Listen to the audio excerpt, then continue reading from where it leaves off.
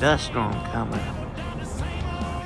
My dad was coming home from work from working on the Memorial Bridge, and he's in that white boat. And his kayaker got caught up in the windstorm, fell off his kayak, and my dad picked him up and the kayak, and they headed back for shore. The reason why the phone is shaking right here is because I was trying to keep Buster's eyes shielded from the dust and debris that was flying around.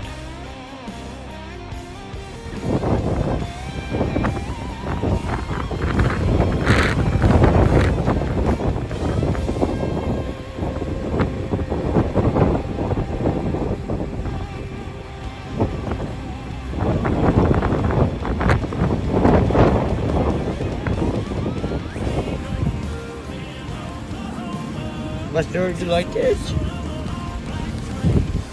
Take cover.